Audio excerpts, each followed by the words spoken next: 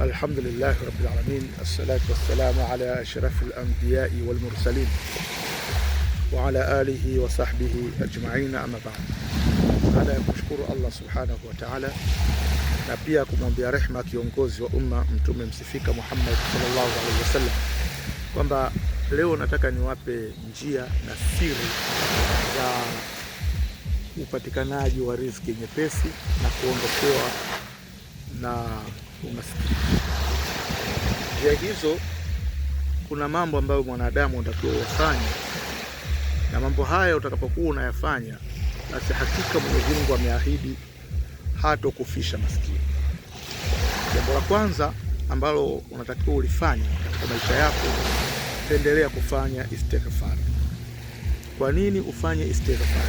Sababu Mwenyezi Mungu anasema astaghfiru rabbakum innahu kana ghaffara, mtakeni msamaha Mola wenu kwa sababu yeye ni mwingi wa kupokea msamaha. Wa yursilis samaa alaykum midrara, Mungu ataleta mvua, atakunyeshelesha mvua kwa nyakati, mvua zenye kutosheleza zisizo na madhara. Wa yumdidukum bi amwali wa banina, kisha Mungu atakuzidishieni mali pamoja na watoto. Kwa unataka mali, unataka watoto, unataka maisha bora, basi dumu na istighfar. Angalau kila unapokuwa umemaliza kusali sala ya faradhi, sema astaghfirullah astaghfirullah mara 313. Kila unapomaliza kusali sala ya faradhi, utafungukiwa riziki na utakuwa na riziki nyepesi sana katika maisha yako. Pili, kusali kwa nyakati, kwamba waman yattaqillah yaj'al lahu makharaja, kwamba mtu mwenye kumcha Mwenyezi Mungu humjalia huyo mtu njia za kutokea, au humjalia njia za mapito katika mafanikio. Kwa hiyo uchaji Mungu unakuleta katika riziki nyepesi, unakuwa na riziki inayopatikana pasipo kutumia nguvu wala kumwaga wingi wa jasho kwa siri ya uchaji Mungu. Njia ya pili, kwa jitahidi kusali sala 5 lakini kwa nyakati. Usisali kwa muda unaotaka wewe, kwamba wewe adhuhuri hukusali, alasiri hukusali, magharibi hujasali, unakwenda msikitini sala ya Isha, ukifika ndio unaanza usali faradhi salati ya dhuhuri, alasiri kusali na lipakaza Allahu akbar, alafu ile takbira yenyewe inakuwa ya kinafsi kwa msikiti Allahu akbar. Sio hivyo, fanya ibada kwa nyakati, swali kwa wakati. Mwenyezi Mungu atafungua riziki kwa sababu ametuahidi. Hiyo ni njia ya ngapi? Hiyo ni njia ya pili. Njia ya tatu ambayo inasababisha riziki kuwa nyepesi, basi ni kusoma sana Qur'an. Kupendelea kusoma Qur'an. Chagua moja katika sura za Qur'an, moja katika sura za Qur'an ichague, ifanye kuwa ni sehemu yako kama ya uradi, ukiisoma mara kwa mara. Kila unapokuwa umepata fursa ya kutulia, basi unaisoma hiyo sura kwa idhini ya Allah, riziki yako itakuwa nyepesi. Kwa mfano, kuna sura kama washamsi wa duhaha, kuna sura kama walaili idha yaghsha, kuna sura kama walluha, alam nashraha, idha jaa nasrullah, alam tara al-qari'a. Hizi sura zote ni sura nzuri sana kwa kuita riziki. Wailul likulli humazatin lumaza, hizi zote ni sura zinazoita riziki. Kwa hiyo angalia sura ambayo utakuwa umehifadhi, ima suratul Fatiha. Suratul Fatiha, unataka kunywa maji, chukua maji, asomee suratul Fatiha 7, kunywa, alafu nao usoni. Riziki yako itakuwa nyepesi sana kwa kupitia Qur'an. Hiyo ni njia ya tatu. Njia ya 4 ambayo ni nzuri kwa kuitia riziki zako, pendelea kumsalia Mtume Muhammad sallallahu alaihi wasallam.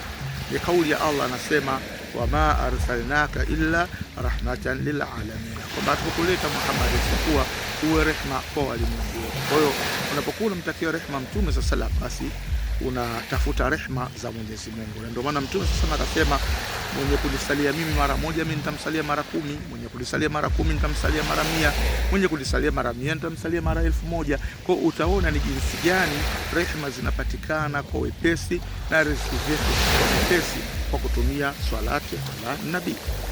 Sasa kuna vitu ambavyo watu tunakuwa tunashindwa kuvielewa, kwamba Mwenyezi Mungu ametujalia tuna njia nyingi za kuweza kufungukiwa na kufanikiwa, ila tatizo aidha kutokujua, tatizo uvivu, tatizo ubahili, tatizo dharau. Hatujui ni nini kinachotukwamisha mpaka tunashindwa kufika katika vitu vitakavyotuletea nini, mafanikio yetu katika dunia pamoja na akhera zetu.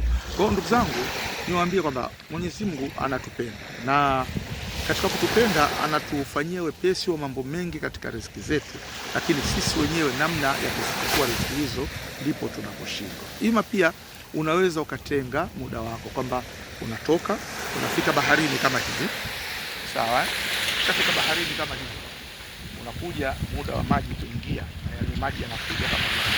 Ukifika hapa wewe kama una msahafu wako, uzuri baharini bwana, kuna watu wana akili zao timamu sana. Wanakuwa na viti vyao vya kukodi kama hivi, unakaa kwa masaa mawili, unalipa shilingi 500 unaondoka zako. Sasa ukishafika wewe kwenye kiti chako, tafuta mahali penye utulivu, chimba chini kwenye ardhi. Mfano unaona mimi hapa, unaifukia miguu yako. Hapa nipo kwa ajili ya kukupa darasa. Unaifukia miguu, baada ya kuifukia miguu unaanza soma suratul Jinni mara 3 au mara 14. Baada ya kumaliza soma barahatihi 3 au 7 kutegemea na uwezo wako na panchi yako. Ukimaliza mwambie Mwenyezi Mungu unataka riziki, lakini muda unaokuja hakikisha iwe ni muda jua la utosi. Kwa nini jua la utosi? Jua la utosi lina siri sana ndugu yangu. Unajua siri ya jua la utosi? Jua la utosi, katika siri za jua la utosi, nitegee sikio kwa makini. Kwanza nataka nikwambie kitu kimoja. Ukiwa ni mhitaji wa tiba kwa shida na maradhi mbalimbali, panda gari kutoka ulipo, fika Mbezi Mwisho. Ukifika Mbezi Mwisho pale stendi ya daladala, ulizia bajaji zinazokwenda Tegeta A. Sio Tegeta A. Ukipanda bajaji za Tegeta A, shuka mwisho wa bajaji panaitwa kwa Madawa. Pale kwa Madawa mwambie mtu wa bodaboda nipeleke kwa Ustadhi Abdallah, atakuleta mpaka ofisini, utakuja tuzungumze. Lakini angalizo, unapokuja ofisini kwangu uje kabla ya saa 4 asubuhi. Hilo jambo la kwanza. La pili, kwa yule ambaye yupo nje ya East Africa, unahitaji kufanyiwa visomo kwa mambo yako kadha wa kadha, basi utatuma ujumbe kwa WhatsApp kwamba mimi nahitaji visomo. Unatumia namba alama ya kujumlisha 255 784 638989. Sasa alama ya kujumlisha 255 784 638989. Kwa hiyo utakapokuwa katika jua la utosi, siri ambayo huijui, jua la utosi lina siri gani? Jua la utosi, unapotaka kujua siri ya jua la utosi, inapofika kuanzia ile saa 6:30 kabla ya saa 7, yani kabla jua halijapinduka, kivuli chako kuhama, yani kutoka, yani kivuli chako kwa kinasomekea upande wa mashariki, kabla jua kivuli hakijapinduka, mtafute chizi, yani mwenda wazimu, muulize swali lolote unalolijua wewe. Akikujibu, amekujibu jambo la ukweli kama ulikuwa hujui. Yani muda huo chizi huwa anaongea ukweli duniani kote. Atakaloliongea chizi ni jambo la kweli, jua la utosi. Na hata kama kuna mtu unataka kumdadisi au unataka kumhoji, kumpeleleza siri, basi jua la utosi, ukimuuliza mtu swali, hata kama alikuwa anakuficha mambo mengi, lakini ukimuuliza kwenye muda huo atakujibu majibu ya kweli yaliyonyooka, yasiyo na pingamizi. Na ndio maana watu wengi wanapokuwa wanataka kumpeleleza mtu au wanapomdadisi mtu, huwa anapenda kumtoa lunch kabla ya saa 7 kwa ajili ya kwenda kupata ukweli juu ya sala linalomtatiza. Watu wa psychology, kama ulikuwa hujui jua, na kama ulikuwa unajua, basi hakikisha kwamba madini uliyokuwa nayo ni ya kweli. Basi umaskini wakati mwingine huo ndio unatufanya tunashindwa kupata njia sahihi za kuweza kuondosha matatizo yetu. Lakini sana umaskini tunashindwa kuuondoa kutokana na uvivu. Tukiacha uvivu, hakika tutafanikiwa. Amin. Usiache kusubscribe, share link wengine wajifunze, usiache kulike, tupo pamoja. Niite Hakimul Jinni Chief Nusura El-Majid Mwarabu wa Goba, na Salala Umani ndio nyumbani. Itoshe kukwambia assalamu alaikum wa rahmatullahi wa barakatuh.